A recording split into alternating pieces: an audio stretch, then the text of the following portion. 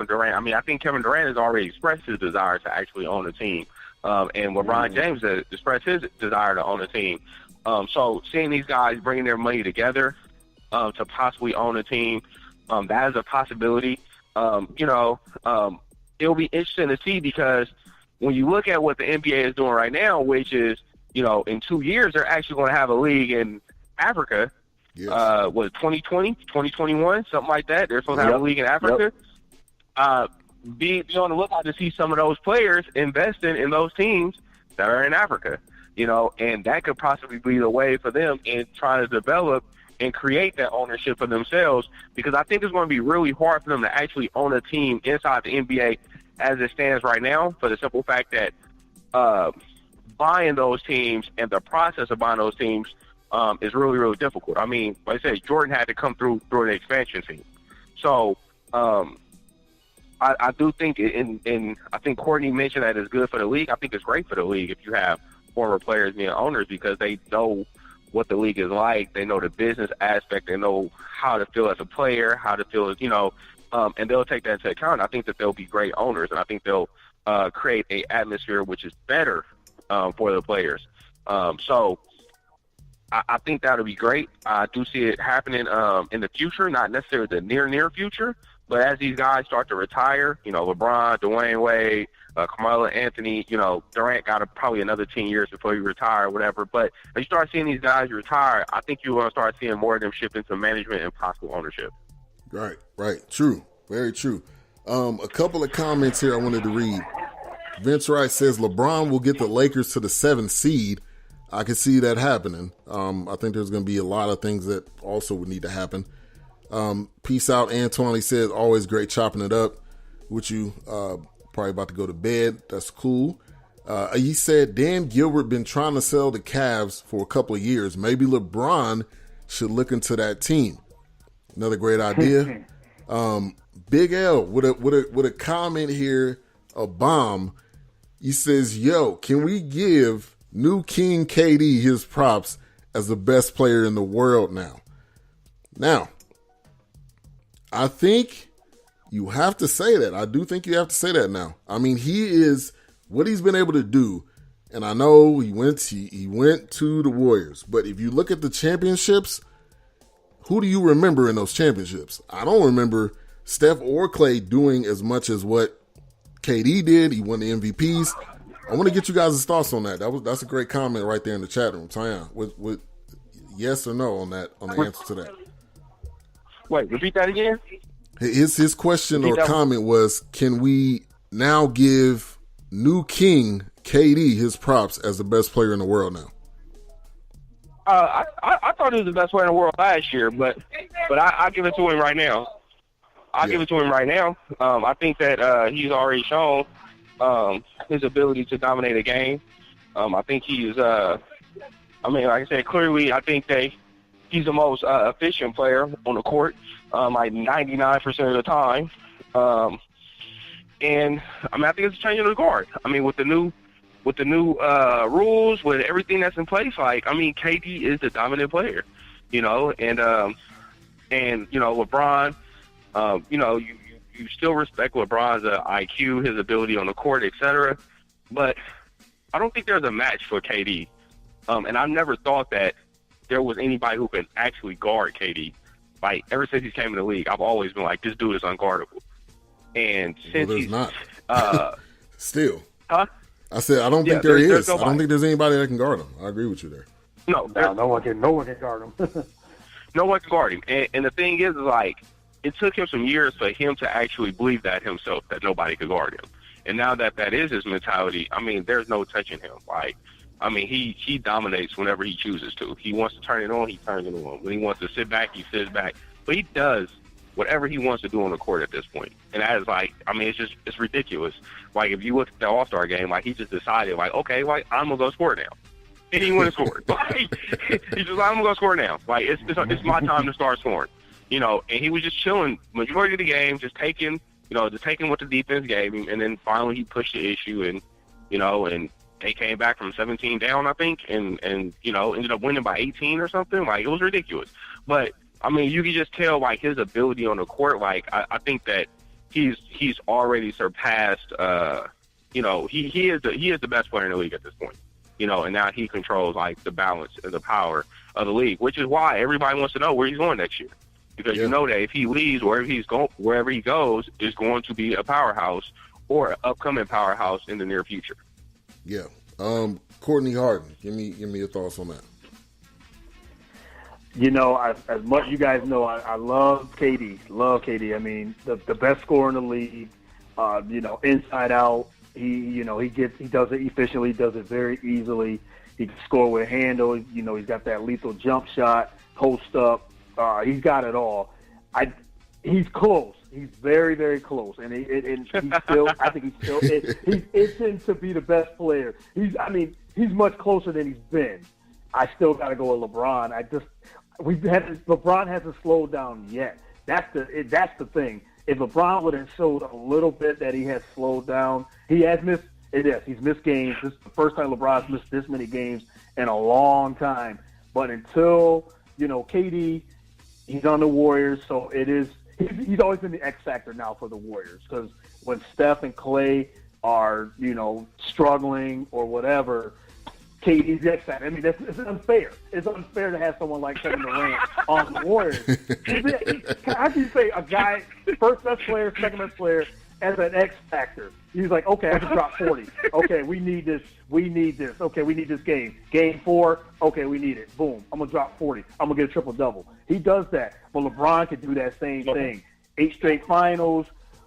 To me, I still think LeBron is the best player in the league.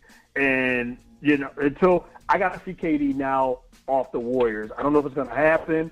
And then if he goes to the Knicks, then he's like, okay, I got to get this. And I think that's what he wants to do. But I gotta still give it to LeBron as the best player in the league. It's very close though. It's closer than it's ever been. Shout out to ABM, Angry Black Man, jumping through. Does great shows on Tuesdays. He does a show Mondays at 1 Central, and then Thursdays also at 5 Central. So click on that Avi, follow him. He jumps into the chat room. He doesn't even say hi. He says best player in the world, question. Look at the Warriors record when Steph was out. Best player in the world should be able to carry a team. He makes a great point. Big L backs it up though and says KD gets the easiest 30 points you'll ever see. Peace out to DJ Rare Beauty. Emma, thank you for tuning in. Also, because they're going back and forth. Big L, tell the Warriors record without Steph, he can't lead a team. It is very intriguing to see where KD will go. I don't think he's going to be on the Warriors next year. The Knicks are linked to everybody. And I finally figured out why the Knicks are linked to everybody. Because they're the most valuable franchise. That's the reason why. Because they're the most valuable franchise and they get brought up with every single person. Also, shout out to Sluggo coming in the chat room. Thank you for tuning in. Much love. So, and that leads into another discussion. A story that came out and seems like it was immediately shut down. And that was James Dolan fishing for offers to possibly sell the Knicks. That story came out on my feed. What was that? That was probably like 12 or something. At 3:57, it says James Dolan not selling the Knicks. There has been nothing, no discussions.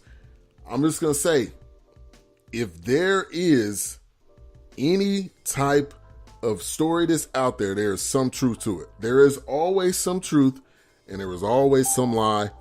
But I believe, though, if he does sell the Knicks fans in the chat room, how excited would you be if he sells this team?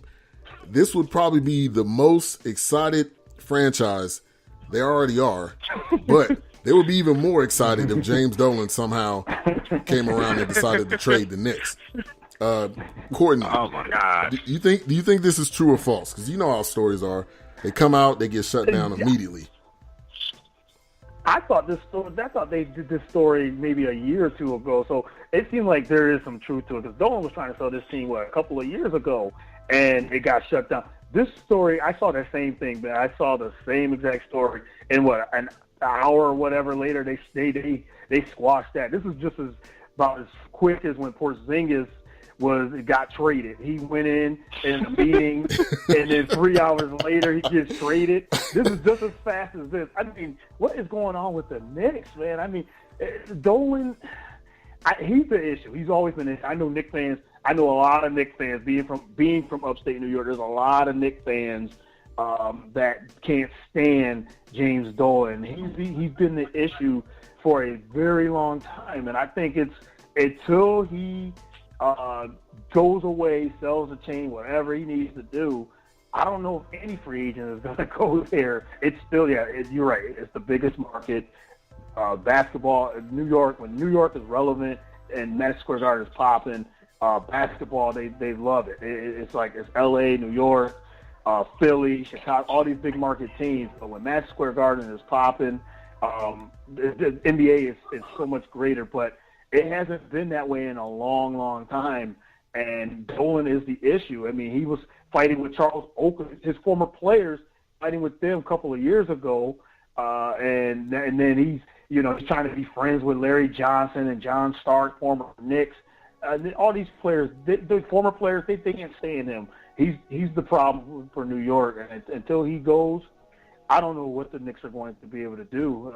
They might get the number one pick this year, but it's one of those things where Dolan has to go, and I think there is some truth to it. I think he is trying to sell the team, but like I said, they squashed it, so we'll see what happens within the next year or two with the New York Knicks.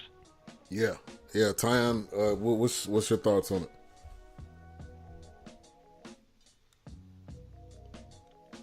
Tyjun, did we lose you? Tyjun sounded like he had Applebee's or something. You had Applebee's? Oh, I'm sorry. I can barely hear. Like you getting some ribs. No, I was James Dolan in the Knicks. Yeah. No. I was going to say about Dolan, man. He's a terrible owner, man. It's over. Like, he just needs to go ahead and sell the team or figure out what he's gonna do. You know what I'm saying? But he's a terrible owner. I think people are looking forward to him actually getting rid of the team.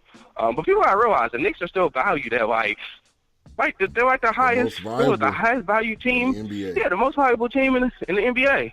Right? Even though they've been trashed for they've been trashed for 10 years, right? 15 years, something like that. They got one championship since I don't get it. I truly don't understand how New York is so valuable with with one ring. Like, they got one ring, man. Come on.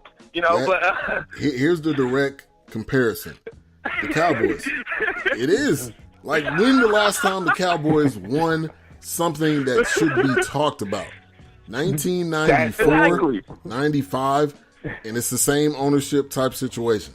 But the positive thing is Jerry Jones is closer to stepping away than James Dolan is. James Dolan they're not the same age. So. I mean, also, like, Jerry Jones just actually make some smarter decisions. I don't understand what Dolan is doing in New York. I don't think a lot of people understand that, and that's why people are kind of like calling for his head or whatnot. But the Knicks have to, like, at some point, like, they got to get some type of structure, something like in place for them to be a viable franchise. Hence, why I don't think KD is going there, because of that reason. Like, I mean, like I said, you mentioned Porzingis being traded 3 hours later. Like, that's like foolishness right there. Like, you trade to a franchise player 3 hours later because, he expressed the issue of, like, trying to understand what y'all doing as an organization. Like, I'm trying to figure out what you're doing as an organization. I don't even play for the team. I'm trying to figure out what you're doing for the organization. Of course he got those questions. He's on the team. He's like, yo, I'm sitting here, and I'm trying to figure out why are we losing 20 games straight. Like, let me know. Are we tanking for Zion, or like, what are we doing here? Like, I need to know. Like, you got to tell me something here, because I don't like losing, And you trade the dude? Like, I mean, you can't expect to get no free agents to come to your team when you're doing stuff like that. I don't see it, True. And so, the reports of the Knicks being sold or somebody buying the Knicks, like, I don't know, like, I